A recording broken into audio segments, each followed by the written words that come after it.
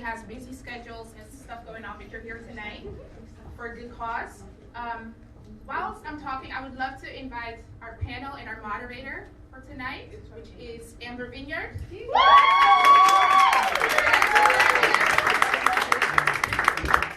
Naomi Peter.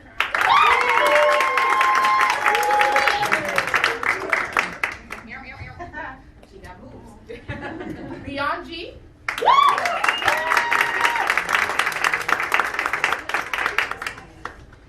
And our queen from Colombia. I can't see you, Victoria. I am from Argentina. This is why we need to have this discussion. Like I said, my name is Rovella, and a couple of years ago, I started Share Network, which is an organization that fights against modern-day slavery. And the statistics of modern-day slavery are staggering.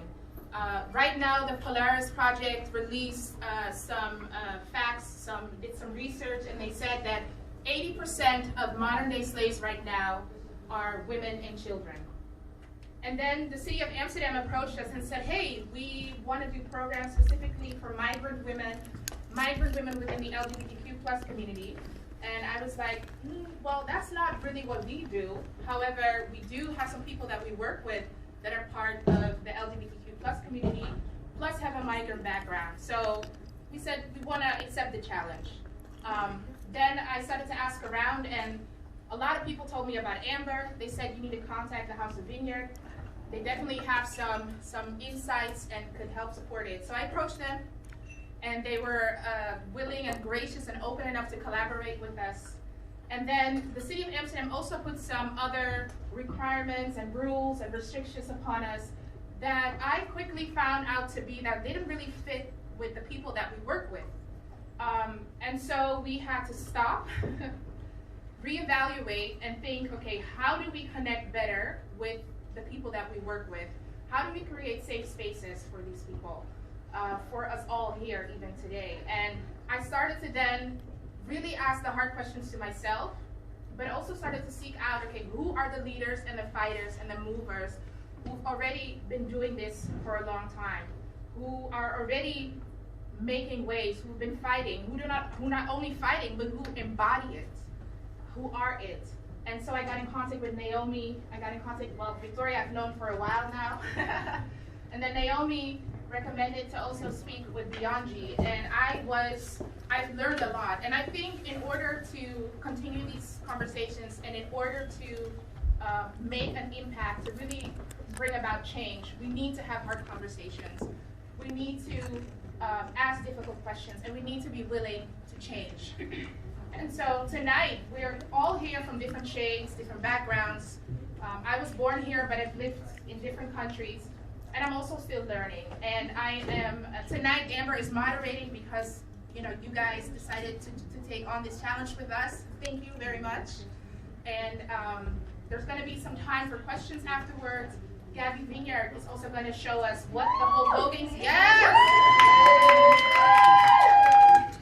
I consider her also to be a fighter, a mover, a leader in this movement. Respect. I'm humbled to be here with you guys. So without further ado, Amber.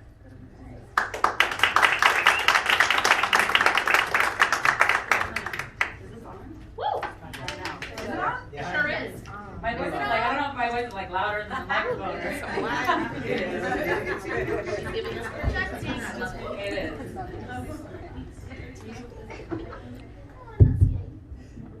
Goedenavond, goedenavond. I'm just gonna.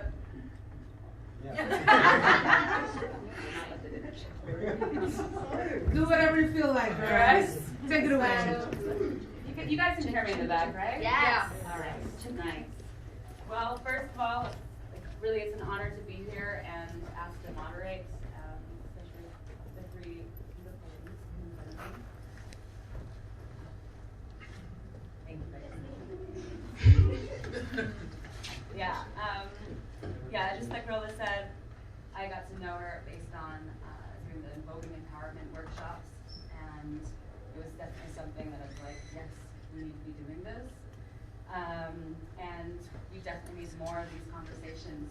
and especially during this time, being able to come together and share our stories, exchange, and help each other grow and empower each other. So, and especially being queer, Black, trans, and women of color. Thank you that I can moderate this. Yes, please. Before we start, I would like to make 1 minute of silence in the memory of Monica Roberts. She was a friend and a very important Amazonas, a gladiator in our movement of people of color and trans people of color. So I would like to make 1 minute of silence first. Thank you.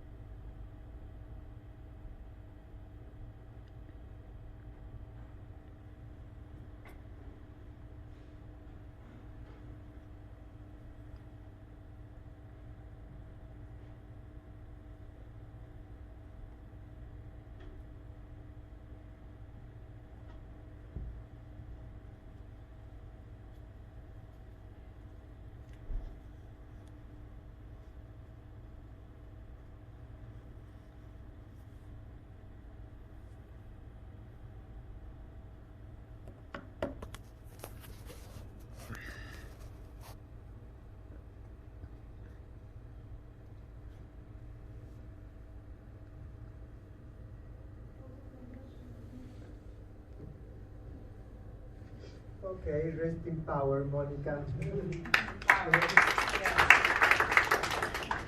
Victoria, I had the pleasure of meeting you already at the workshops, Yes. and yes, you are a stunning superstar and a power of a woman.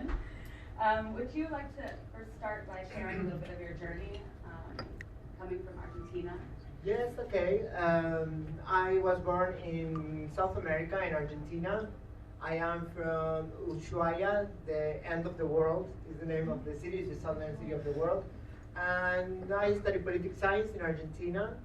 And due to my gender identity, I would never be able to work as what I studied until Amsterdam.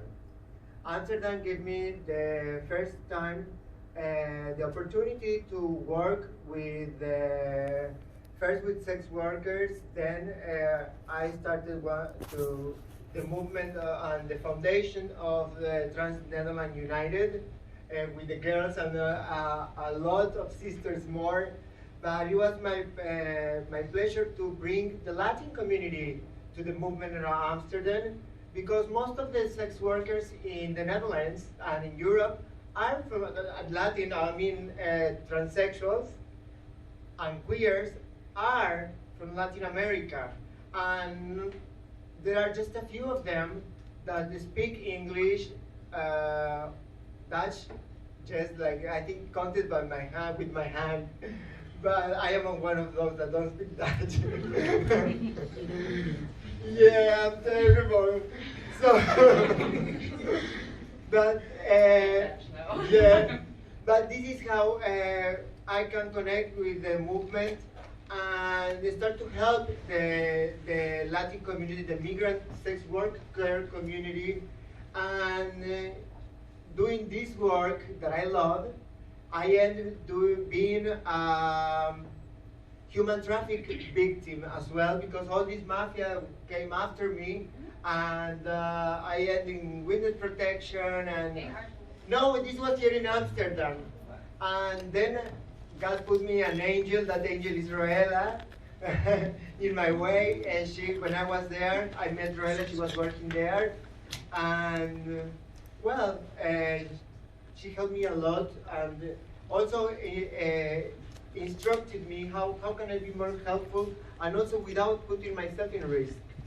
And due to that, I have to quit sex work, which I really hate, because it was amazing being a sex worker.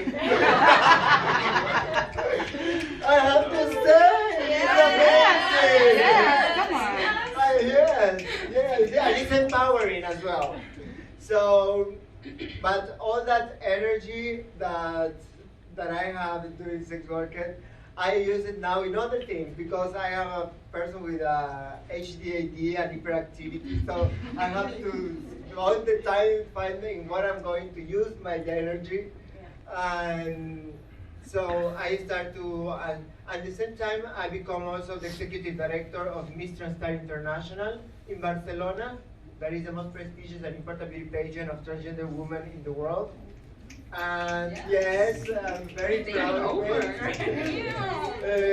And I arrived to the organization as a Miss Argentina. I was one of the 28 contestants, and this helped me a lot to understand why they were choosing me first as a legal advisor in the first year, and then the second year they offered me the position.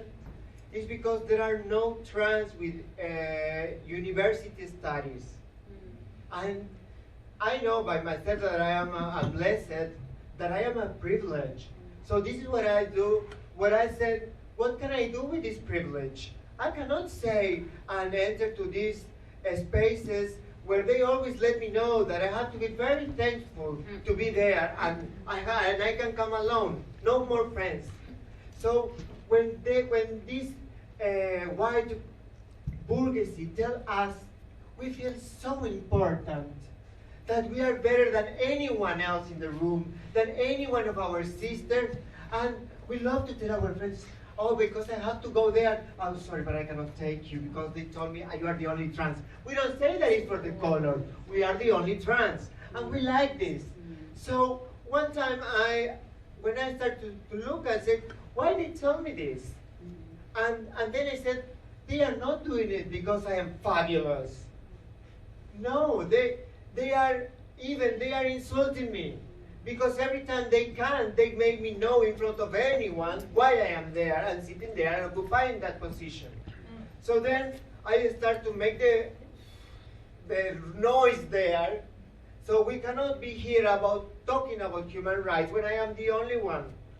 So then I have to do something with my privilege. Okay, I went to a private university, I got a degree, but because being trans, I was denied the opportunity to run any position. So if it wasn't because I'm trans, maybe I am the emperor of Latin America, woman that knows. Yes, but I never give the opportunity, not even talk. We will call you, and I think that most of my trans siblings here, we know how it is. We will call you back. Yeah, we will still waiting. So then I start to involve more and more. Then in the competition in 2016 in Miss Transstar International, I was blessed again to be competing with Miss Nigeria, that is Miss Sahara. Sahara is, of course, a black transgender Amazonas, big Amazonas, and we become super close friends. And she called me to be as a jury of Miss Trans Global that ended now, less than a month ago. And then I have the honor to be co-jury with Monica Roberts, that she passed away last night. So I'm still feel very, very privileged, and sometimes I want to puke so much privilege I have, because yeah, I am from a small town from Argentina, but I think that I have a lot to do for all of you. So I cannot just stay seated here telling, okay, I was a beauty model, I am executive director, I live in a beautiful neighborhood here, and blah, blah, blah, and so on and so on. When I see, and the girls that know me here know how I am really, I don't believe shit what people told me, sorry for the word, but I consider myself just one more of you, and this is why most of the Dutch community hate me, is because I'm confronting, and they don't like the confrontation. But anytime one of you, my sisters, you, my brother, are denying the same opportunity as everyone in this country, they are spitting on my face and spitting in all of us' face.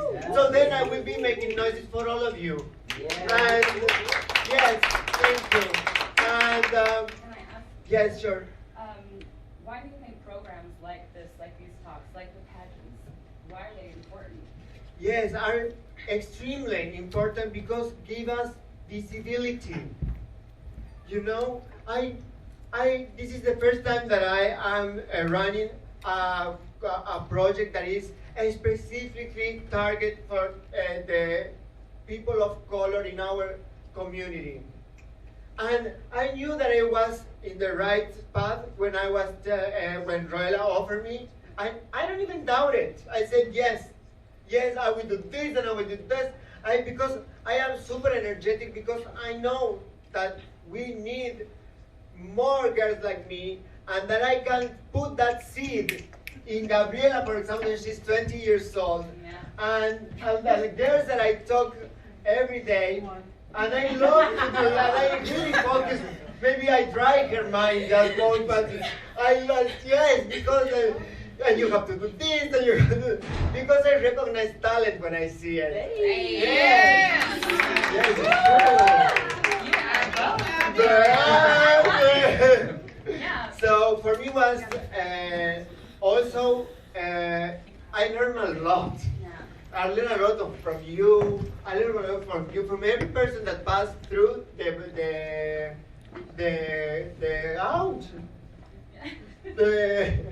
voguing as empowerment, and for the first time, I was open also to do the mindfulness, and the mindfulness was like the cherry on the cake, because it's so useful.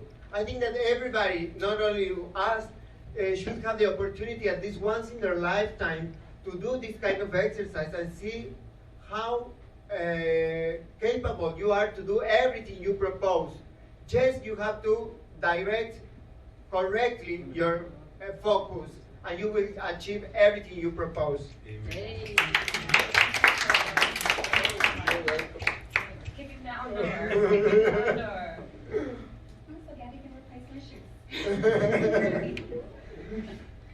All right, well, we're going to go on to the next famous, radical Naomi Peter.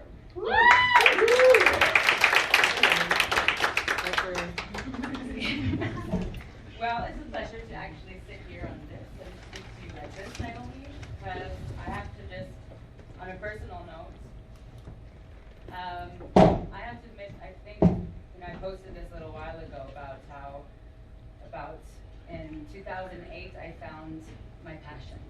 I was introduced to my ballroom father, I was introduced to ballroom culture, and it really just set my path up. And then 10 years later, I meet Naomi Peter. And Naomi Peter made me really reflect, and actually, thanks to Naomi, I found more of my purpose, and I just want to say thank you for that.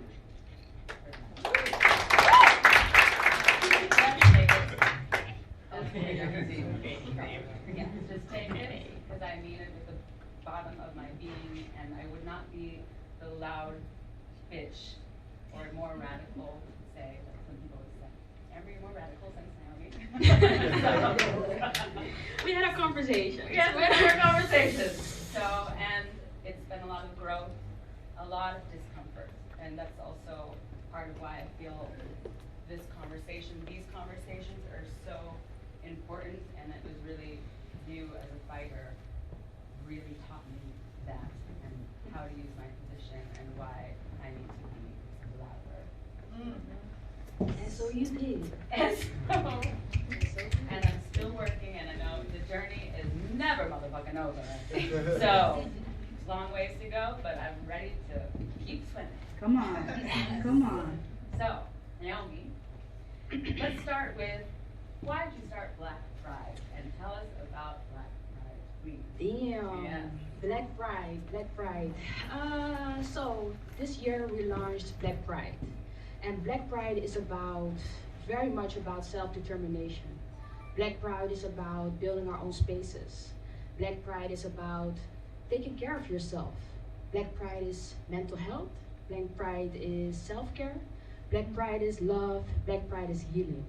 Why did I start Black Pride? Because it was needed. Thank you. It was needed. Actually, very simple. It was needed. I think a lot of us, the past couple of years, I think since I was 18, going to Pride, going out to parties, I missed, no, was it 18? Let's say 20. I missed my own spaces. I grew up with Black Beauty in Rotterdam. I don't know if some of you know Black Beauty in Rotterdam. Like, I grew up on that. You know, I grew up on Black Gay Palace, Villa Achterdeur, which was super mixed. You know, they were my spaces. And then I started going out in Amsterdam. And I missed a lot in Amsterdam. So, how do you say it? I missed a lot.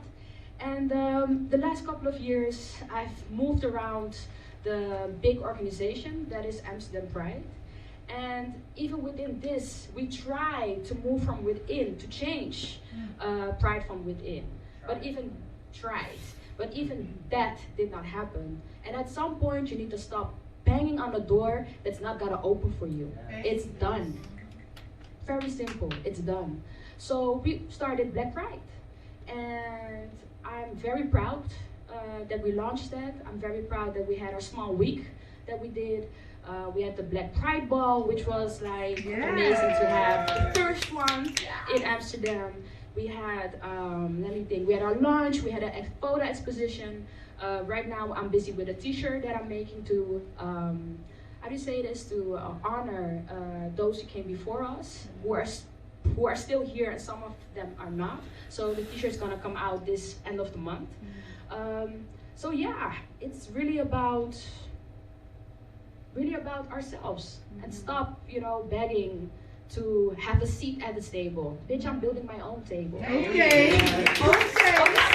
Obviously, come on. I'm building my own table, and and not even deciding who gets the seat, because I would like to build them together. Exactly. Instead of being the upholder, the gatekeeper of who gets to sit on a chair. No, man, the chair's for all of us. Come The on. table's for all of us.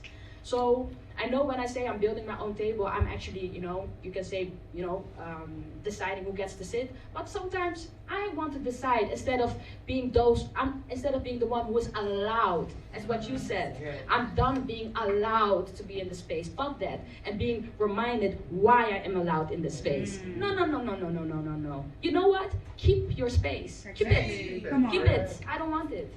And the funniest thing is, the moment, every time that black people of color, stop building their own spaces, what happens? They come knocking at the door. Yeah. Bitch, let me in. Bitch, I want to be there. Bitch, I want to be part of it. Yes. Oh, this is so much fun. Oh my God. This is what happens. So you know what? I'm gonna wait. I'm gonna wait. I will wait for them to come back in, and them is everybody who excluded us. Yes. So I want to make also clear, Black Pride is not a movement against the big organization. Because when I start moving, if Black Pride would be about that, then it's not about me anymore. Then again, I'm busy responding to the other. No. I'm not responding to you. I'm just building myself and my own space and just healing and taking care of my mental health and, you know, coming together and caring for ourselves and all of those things. That is Black Pride. Come on. Yes. Well, this question kind of actually, I think, is the reason why we have Black Pride now. Basically, when it comes to advancing Black women's rights, Black women are normally not in the center of that dialogue. Why do you think that is? Why? Because they're afraid of us. Simple. They're afraid of us. Like every movement, everything is almost based on Black women. Black trans women of color, it's based on us. But every time we get erased out of that spaces, get erased out of those histories. But it's simple, it's based on us. Simple. And why is that? Like, I think we all know history, we know all what happened. The white man, the cis white man is on top. Then comes the cis white woman. Then comes the black man. Under that comes the black woman, and under that we get the we get the trans people. Well, you can say the queer people, and then under that we get the trans people. So if we talk about why black women are there, we have to also talk why trans women are there. So I have to talk about actually why those who carried everything aren't there. And why, I can only say they're afraid of our power. Yes. To give a really logic reason, we can go into that. Yeah. But I just want to say they're afraid of us, of all of us. And the power and the differences that we bring. Because also, recognizing us would be recognizing the injustice that is happening. Amen. And a lot of times, people don't want to recognize the injustice that is happening. So they rather deny, not see us, deny is not see us, and just be comfortable with the fact that this is our space, and I just don't see you. I don't see color. But actually you do, and that's why you say it.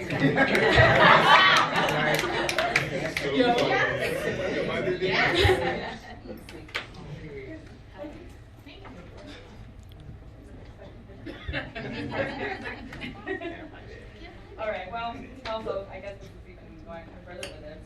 So, we hear Black Lives Matter, Black Queer Lives Matter, Black Trans Lives Matter. Why do these seem to be said louder in white spaces, in white communities, than communities of color? And how can we mobilize and activate Black allies? This one is spicy, but maybe beyond you also want to reflect on it. Because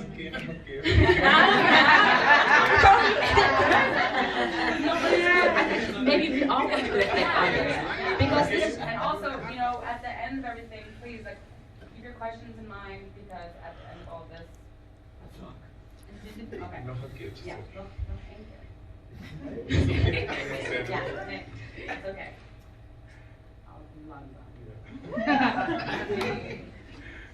So we have Black Lives Matter, Black Queer Lives Matter, Black Trans Lives Matter. These are things that we hear a lot more in, or louder, I would say, in white communities. So, and yeah, rather than communities of color. So how can we mobilize and activate Black allies? I think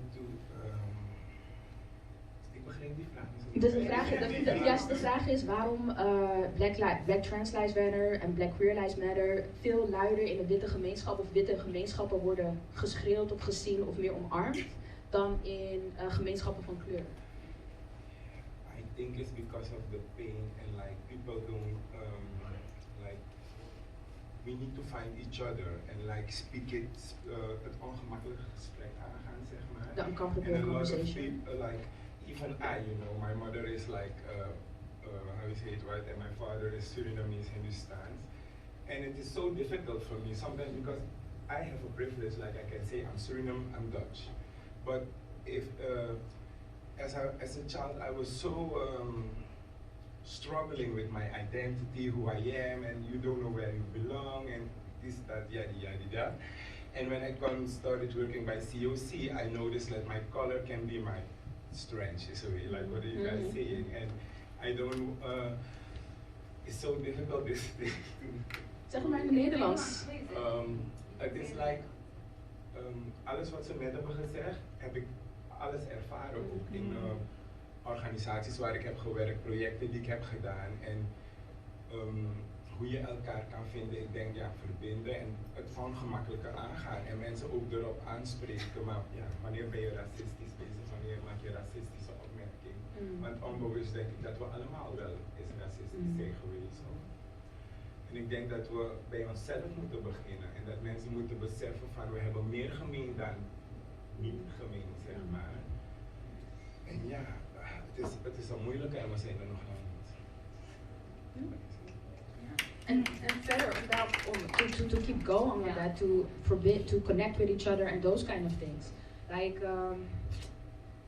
because this question came forward. I know where this question is coming from in the sense that also during protests, you had a lot of people when you're doing the Trans Lives Matter, the Black Queer Trans Lives Matter, that in certain places in the crowd it became quiet. People were not chanting along with the Black Trans Lives Matter. And if you look at the demo on the 25th of July, so that's why I asked if Bianchi also want to reflect maybe. On the demo on the 25th of July, you saw that there were way more white people than black people there. And it was the Black Pride protest. So we should reformulate the question, Yeah. what are we doing that we don't even want to be part of our movement? So, because this is what is going on. Yeah. What are we not doing it? Or what's happening that we don't want to be part of a movement that got That is our about name us. on it, that is about us. And But Exactly. other thing is, and I can talk by my place, that I heard a lot of times, I am not black enough, I am not brown enough. Yeah. So this has got to do with it. And in one of those massive Black Lives Matters in New York, I think it was in New York, The Black Trans Life Yes. protest. Yeah.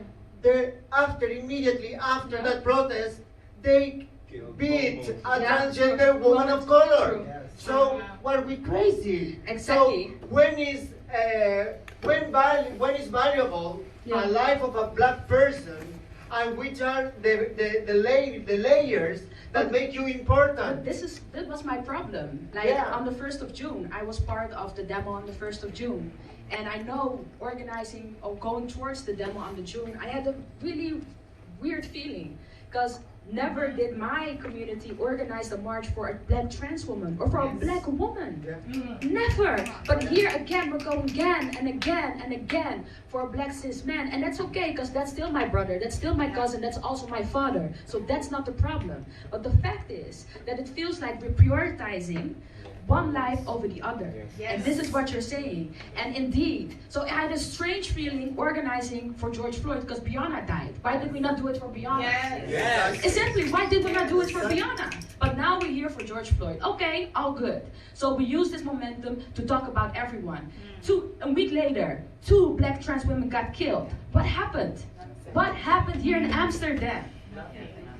And again, we are, and I say we, the community, took upon ourselves to do it. But where was the general community, the same community that stood up when George was killed? The same! Where was that one? It wasn't there. So reflecting back on the 25th, it was a shock, I think, to many people that the space was super white. Which was also dope, because I was like, hey, it's you to also to stand up and protect us, you know, instead of seeing us as candy and I don't know what. So indeed. But I was missing my black community. Yes. Very simple. I was missing my black community, and those who were there, they were proud. They were like, whoa, oh my God, I'm so happy that I came. First time in my life, I saw an elder queer person. First time.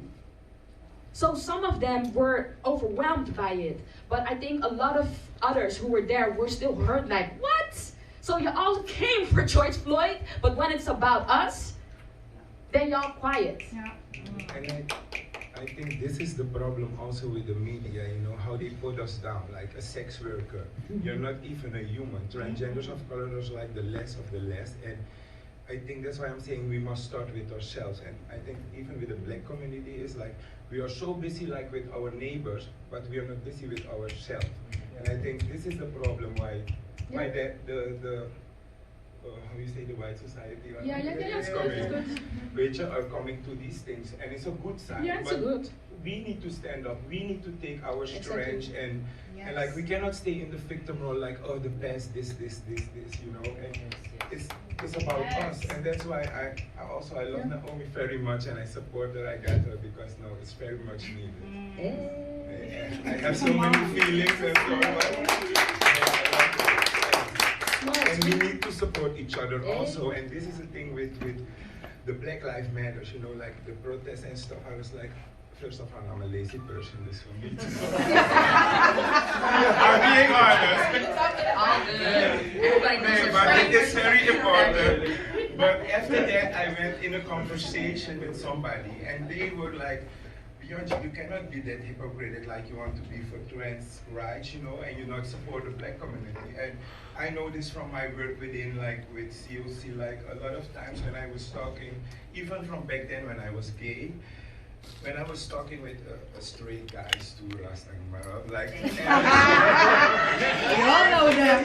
even then they were like, je bent gewoon chill because you respect them en zo, weet je kan een gesprek aangaan met ze, maar I always start a conversation with discrimination. When I start, I'm gay, it won't work because they will be defended and like, terwijl als je met discriminatie, dan kan je met ingang vinden, you can find recognition with them, you know. Yeah, when it's about discrimination. But I think we must all start by each other and like see the similarities than the Exactly. Exactly. I think the similarities, but also the differences makes us beautiful, right? True. Makes our community beautiful. And I think, instead of differences breaking us up, separating us, differences should bring us together. Because our differences makes our more, I don't know, rich. So many people talk, I know like when these big organizations, like, you need education about it, you need this, and you need that's all this, they make it sound so heavy and hard, but it's actually so beautiful to discover new sides to things that you might not know of, and there's so much to discover and it can enrich everybody. And make company rich. Hey. The right people to the table. Yeah. Well, Bianchi, how about, it's so kind, right? I'm just like, Yeah, sure. So let's talk more about you. Yes, honey. Maybe you can tell us more who you are and how you found your confidence and empowerment to be the beautiful black woman you are.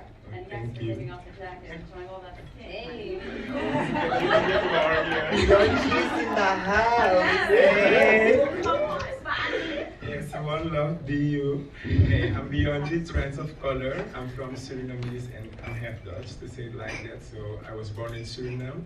When I was 15, I came to the Netherlands with my mother and my brother. And when I was 18, I came out of the closet because I thought I was gay. So I lived for 6 years as a gay person. It's very nice. No. And when I was 24, I started doing an internship by COC with and more people. And then is when I find the strength to say I'm trans. And I did an internship for a year and then I started working there. I was working on the project Respect to Love. And then when I came out of the closet after a year, in 2013 we started Trans United, that is now Trans United Europe, is a stichting on European level. European level. Yes. I got you. And that made me very proud because it started with a frustration and it's not me alone. I did it with a lot of wonderful person, even she's now with us, so it's like a family. We come from each other and we support each other. And I'm 34 years, you wouldn't say. Yeah. And it was a journey. I did so many great projects, and also that's how I know Naomi. I was just thinking when she said from Morocco, from Den Haag, from Black Gay Holland. Black gay woman. Yes. Yes. I was born. So it's like a long time, and we need to bundle each other and our strengths, and let's have more from these talks because it's like giving and taking. It's very empowerment to sit here with all of them. Where do you think NGOs and organizations can improve in order to serve the Black LGBT people? Then I would say they because now they're doing like giving money to some projects to show like, hello, we're included, but that it is not. It must be like, I must see transgender or like directors on higher positions, in the politics, like, I must see them everywhere, but not only when I go online and then I see a lot of sisters working. It's not bad, don't get me wrong, but it's like they don't get a fair chance. Don't get me wrong, I did my sex work myself and I loved it too, but it is like a privilege for me, but a lot of sisters don't get the privilege that we get, so they only can do that. Even in the countries where they come from, some of them even get killed. So Here also we get killed. Yeah. We have not far ago a sex worker killed in the Arnhem. So she was Monica. no, she was no, wasn't Monica. Ze No. hadden gezegd seksuele. Yeah. she got two names, the real one and the sex work name. So she was from Venezuela. Bianca. was I was the like, yeah, sex worker. Bianca, yeah. Yeah, she was from Venezuela. We made a protest board with Bianca because I did not know her real name, but we Yes. made with Bianca. We marched Black Trans Life, yeah, Yes. with Bianca. And we should have to learn, because for most of us now we are getting for the first time, like you said, you are 30 something, 4, and you are for the first time in your life in a work paid by the government, or in a let's say regular job, not normal, regular. So in this same field, most of us also started our first job as well in different organizations, and we have to learn that we sometimes think different than the other doesn't mean that we are enemies. Yes. And this is very important, because I heard a lot of time, and I will talk by myself. We give an example. A few days ago, I was called because I'm always open about everything in order to help my sisters. So it's not new that when we do sex work, we use drugs. The problem is the disinformation that can carry her death, the death of the client, or whatever. So if I can help with my experience to talk with a sister, I will do it 1,000 times, I don't care. And if I have to do it in an open space like this, I will do it anyway. So this is part also of the Dutch hypocrisy that, oh my God, I think she really got a problem with drugs, and they do like this and have all the face white. So yes, this is true. So one time I offered myself to give this talk about chemsex, because the night that we do it is a big lie. You know, we cannot cover the sun with our hand. So I don't have a problem to tell, yes, I did it 1,000 times. I enjoy it a lot. I still do. But you know what the problem is But with this? no, listen. The problem is, where is the limit and where is the boundary? Because me, as I am now in position of powers and decision taking, they use this to disprestige me and dishonor me. So I was called 3 days ago by another person from another organization, mainline, that wanted to talk to me because I is Latina. So I said that what? I said, baby, this is my only limit. I am scared to death of needles. I would never do that. And because this and this told me that, and then I see from where it's coming. So this is my point. We have to learn to respect each other, forget what brought us together in the first place, not because I am not in the same chair that I was last year, it's because I am an enemy of the movement. I will do what my conscience tell me that is the best for my collective, for my reduced people, that in this case I think that I am more valuable for the people of color and the migrant sex work community. That doesn't mean that I am not trans anymore. So this is what we have to learn, to respect our other ones and do not do these kind of things, because first of all, they are really damaging my image that I've been building for a lot of years. Even when I work in the night I am the only trans working as a go-go dancer in the Netherlands. And I know that's a privilege. So I don't even take alcohol when I work, because I wanna wash the face of our collective, and that always people associate us with drugs, night, prostitution, and crime. So if I've been working a lot to clean that face, that my siblings, my sisters, to take all that shit in my name, it really hurts me, and it's a really painful for me. Really, it's a real pain. I was about not even to come today, because I feel like I was like, you are killing me in my life, you know? Sure, I'm really happy that you came. Yes. Thank you.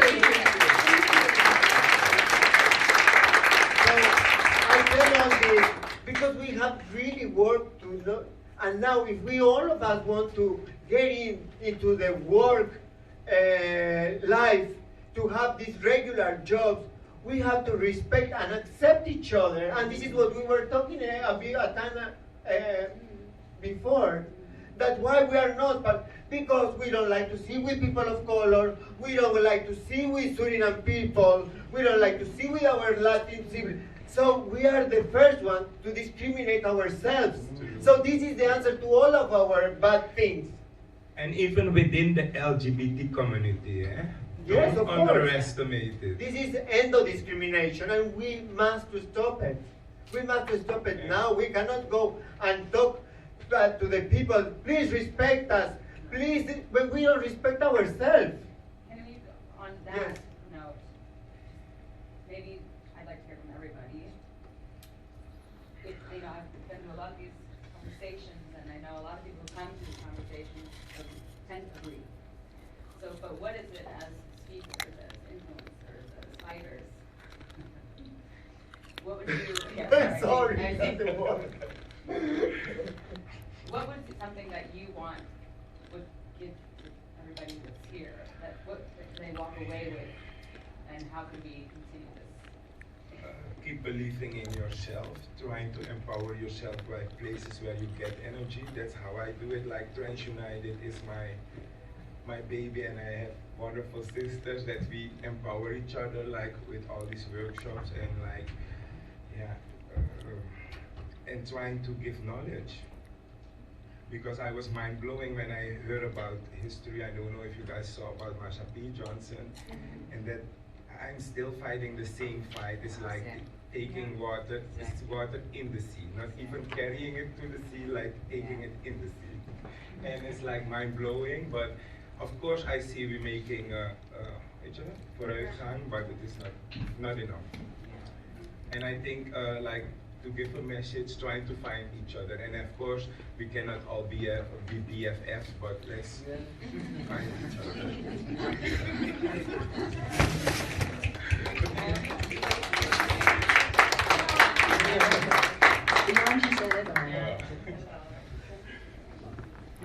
So, well, thank you guys.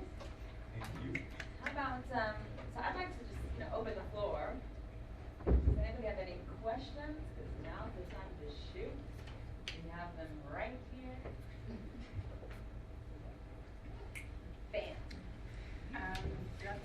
Yeah, please stand up. Yeah, that would be great. So this year I've been doing a lot of reflection of Black Lives Matter and everything that happened, checking my privilege, and I was thinking a lot about allyship, and I was wondering what it means to you and how can I be, as a straight woman, a good ally to the LGBTQ community. No.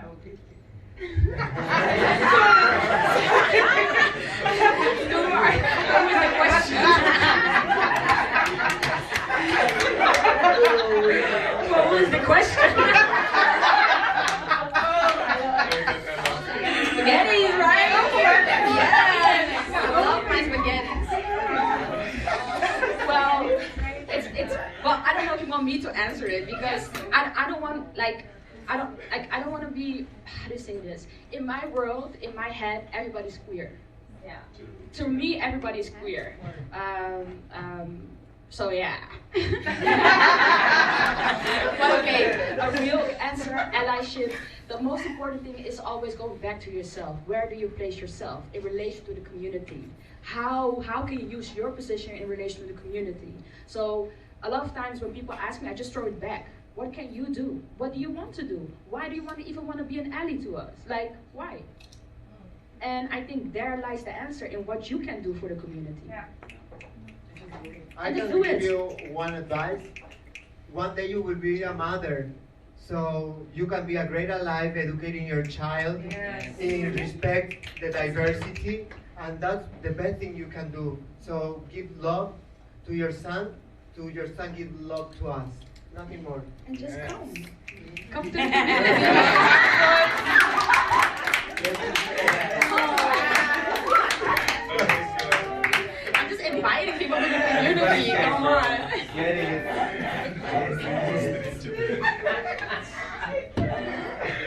That's a good quote of the day. Sorry. Spaghetti straight into our way. Yep. Thank you for that. Lovely question. Yeah, I have something as well. Yes.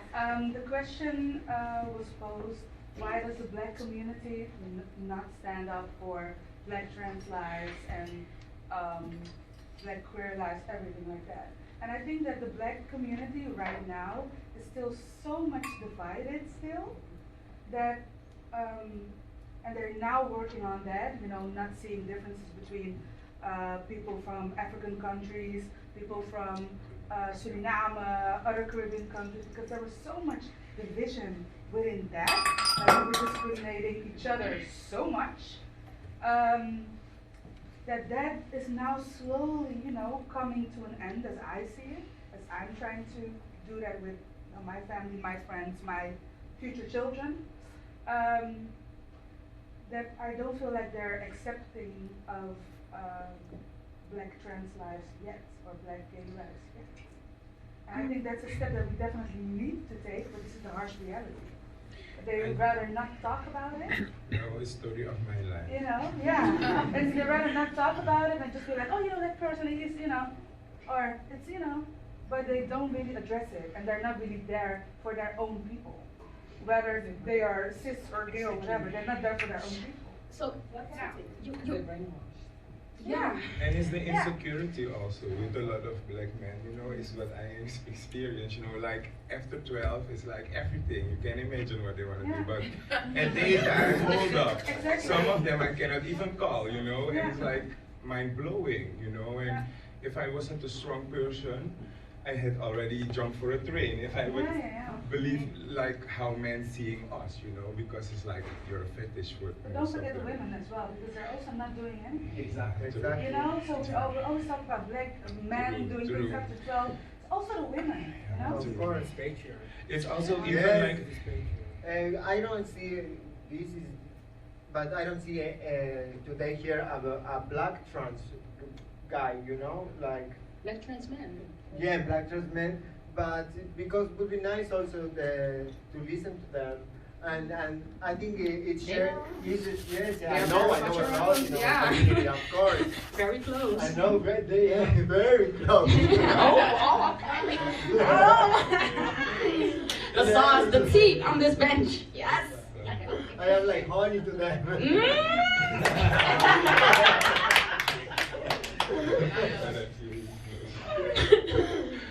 So I have a doubt. You thought you were gay, so how end that story?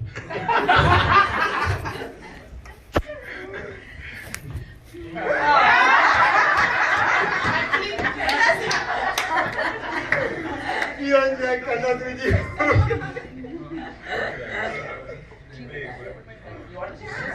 Let the gay man. Heard a question? Yes. Yes. Hi, Jean-Paul. Hi. So, thank you guys for being here and thank you for sharing your stories, each and every one of you.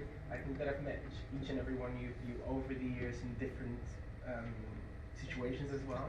So thank you, and a lot of respect. I, just like as a black gay man, the experience that I had coming out was horrible. My parents disowned me, they kicked me out. And I feel like within this discussion, obviously, also I think that we're not really naming the people that are murdering us. A lot of times it is black men that are doing this. And I feel like we're still trying to, in a way, defend them because they're black men.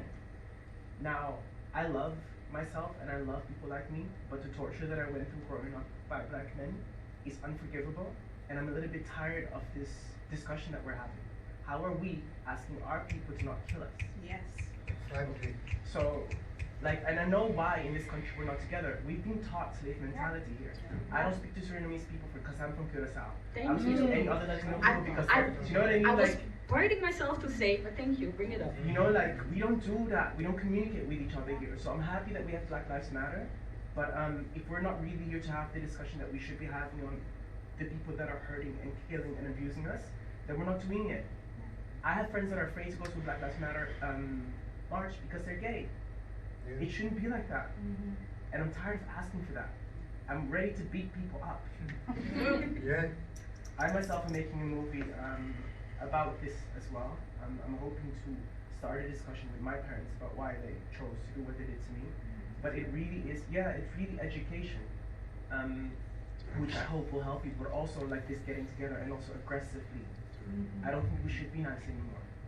I think that it's great for girls and boys to be able to take part in class and feel more confident about how they can protect themselves.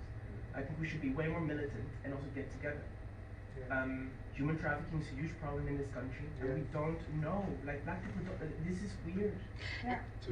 To go on, that's why when Ruella asked me, I was like, yes, I need to connect because this is such a how do you say it? Unbekend. Unknown. Yeah, I was uncommon, but unknown. And I was like, yes, I need to be connected on this level. I need to do more of this work. Like I'm doing my work here. This is good.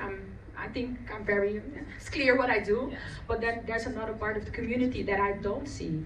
And it's a lot about advocacy also, and about certain rights that for me as a cis woman sometimes, because sometimes I do get seen as also as a man, which is okay. First I had a problem with, not anymore. But yeah, I think we as a community on different levels have to do more for each other.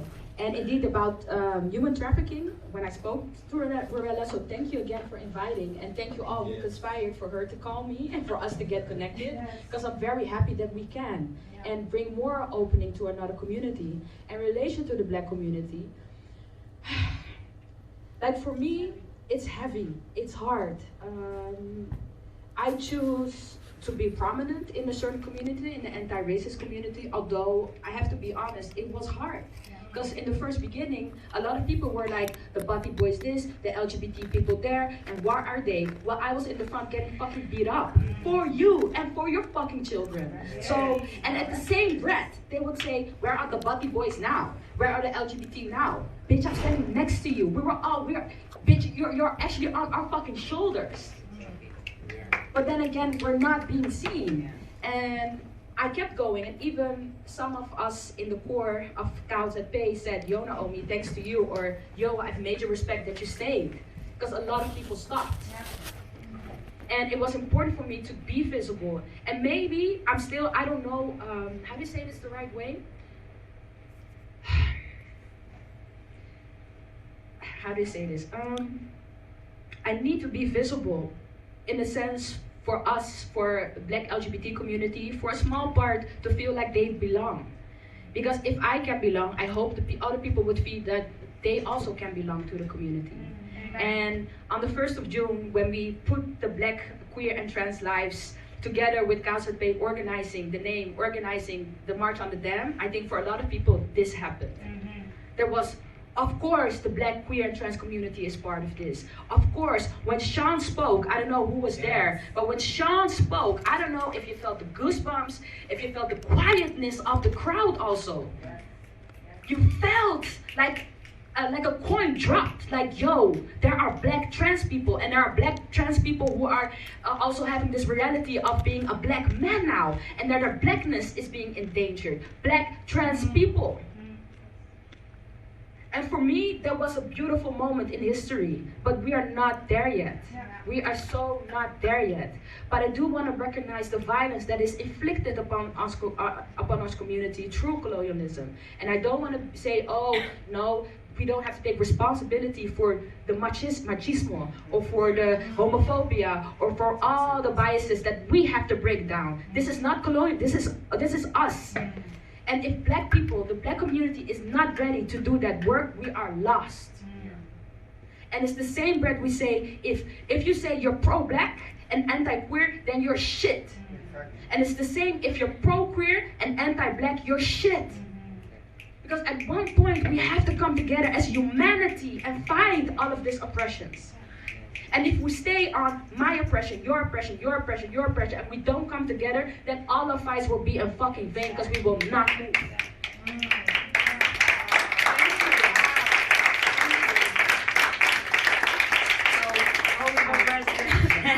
I think we're all for president. I want all of us for president. Maybe we can be more president instead of one.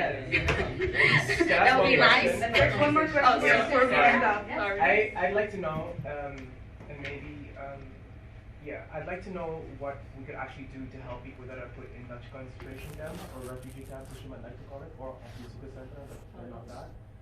How can we be more connected with people that are placed there? Because I feel like those people are missing the connection with Black people that are here, Yes. Yes. and therefore completely missing the boat and getting abused by Dutch